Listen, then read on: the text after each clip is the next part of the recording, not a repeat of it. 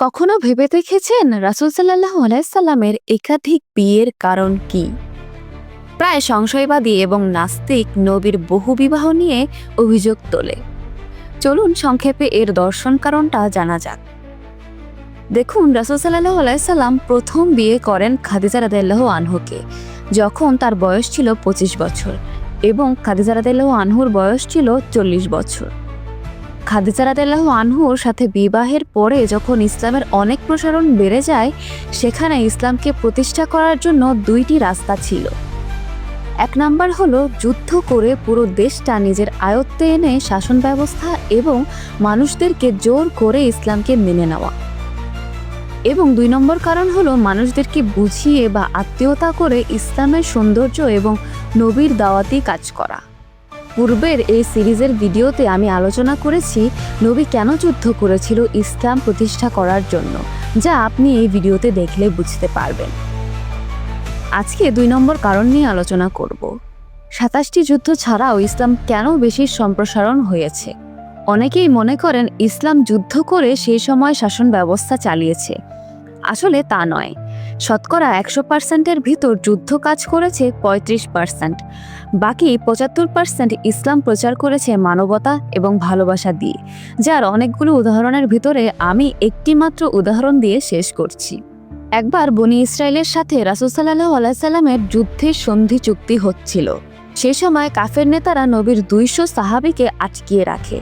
এতে করে নবীর আরও অনেক সাহাবারা ক্ষিপ্ত হয় প্রতিশোধ এবং সাহাবাদেরকে সেখান থেকে মুক্ত করার জন্য।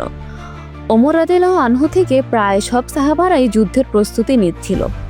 কিন্তু সেই সময় বনি ইসরায়েলে যিনি শাসনকর্তা, তার একটি বোন ছিল যে ছিল একজন বিধবা নারী।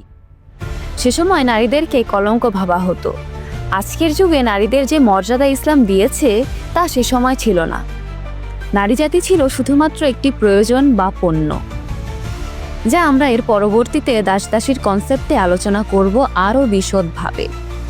যাই হোক, তৎকালীন বনি ইসরায়েলের শাসনকর্তার বিধবা বোনকে বিয়ে করার জন্য নবী একটি সনদ পাঠায়, এবং এটা দেখে বনি ইসরায়েলের তৎকালীন শাসনকর্তা খুবই আশ্চর্য হয়ে গিয়েছিল, কারণ সেই সময় বিধবা নারীদেরকে বিয়ে করার কেউ সাহস করেনি বা সমাজের একটি লজ্জাজনক কাজ ভাবা হতো।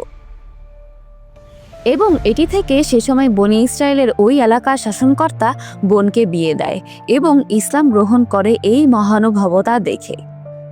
এরপরে সমস্ত সাহাবাদেরকে ছেড়ে দেয়, আর এরকম করেই আত্মীয়তা বাড়ে। এজন্য নবীর টোটাল 13টি বিয়ে করতে হয়েছিল। নবীর যতগুলো স্ত্রী ছিল তার সব কয়টাই ছিল বিধবা নারী, শুধুমাত্র আয়েশা রাদিয়াল্লাহু আনহু ব্যতীত। এবং এই মহানুভবতা দেখে ইসলামের সম্প্রসারণ আরও 10 গুণ বেড়ে গিয়েছিল। আস্তে আস্তে ইসলামের প্রচার অনেক বেশি হয় মিডল ইস্টে। আশা করি যারা সংশয়বাদী বা যারা ইসলামের বিরুদ্ধে লেখালেখি করে তারা হয়তো উত্তরটি পেয়েছেন, এবং যারা মুসলমান হয়ে বা যে কোনো ধর্মের হয়ে এই ভিডিওটি দেখছেন তারা অন্তত এটা বুঝতে পেরেছেন নবীর একাধিক বিয়ের কারণ কি ছিল। আসলে বর্তমানে আমাদের এমন অবস্থা যে আমরা সবকিছু ইসলামে আছে এটা জানি, কিন্তু কখনো এটা ভাবি না বা জানার চেষ্টাও করি না কেন এই জিনিসগুলো সেই সময় করেছিল।